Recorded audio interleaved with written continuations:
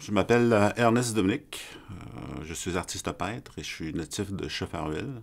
Je vis maintenant à cette île.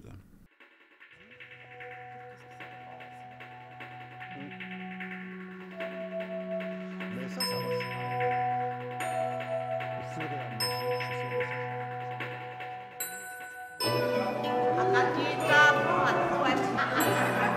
ça. Aujourd'hui, le 25 novembre 2010, je tiens à vous exprimer ma joie, mon plaisir et ma fierté à remettre une pièce d'art réalisée par un de nos talentueux artistes autochtones. Ce buste de bronze représente un Innu dans ses habits traditionnels, reflète bien la fierté et l'ingéniosité de mon peuple et nous espérons qu'il protège des esprits négatifs. Le Parlement, par ce geste, nous désirons renforcer nos discours de bon voisinage.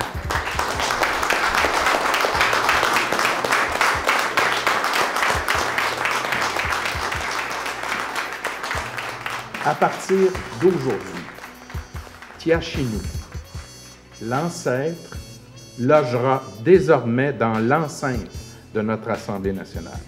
Il est même important de mentionner que c'est la toute première fois qu'une réalisation d'un artiste autochtone se retrouve installée à l'intérieur du Parlement.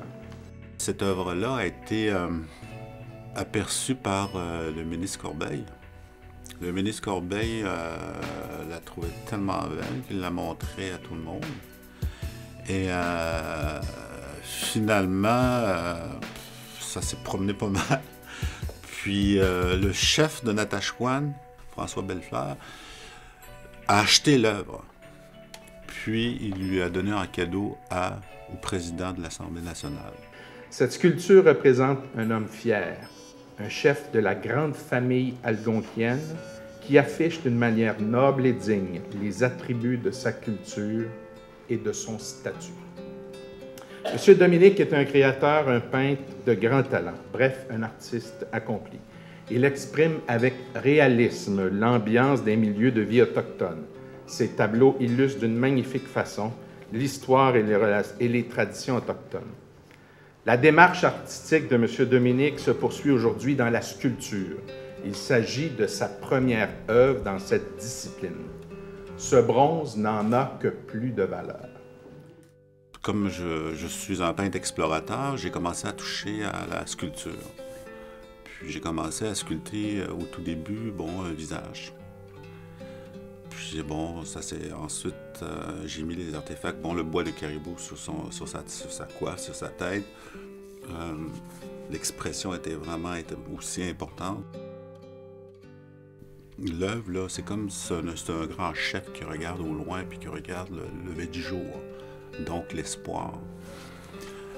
Puis je trouvais que c'était important que ça puisse aussi exprimer ce que ressentent les Innu présentement, parce que c'est ce que moi je ressens. Il y a un espoir au-dessus. Il y a un espoir malgré tout ce qui nous arrive, puis que ça va mal, on a toujours un espoir.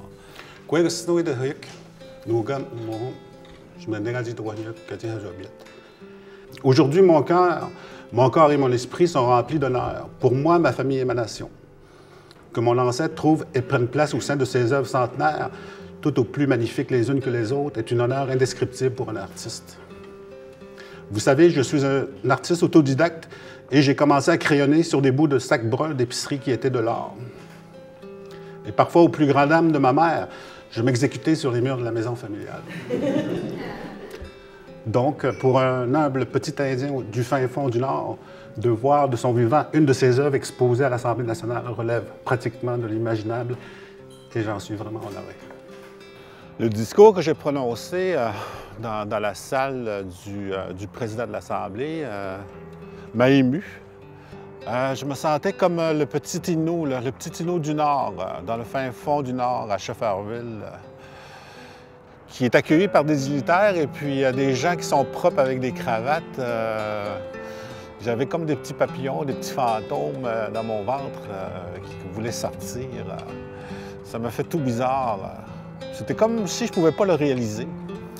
Mais je crois que dans les prochains jours, je vais pouvoir bien le réaliser et puis d'apprécier ce moment que j'ai vécu ici à l'Assemblée nationale. Je termine en formulant un souhait. Puisse son esprit influencer notre progression vers une cohabitation harmonieuse et constructive. Miigwech à la communauté de Nutaquan, bravo à l'artiste Ernest Dominique, longue vie à Tiachinou dans l'enceinte de l'Assemblée nationale du Québec. Merci de votre attention.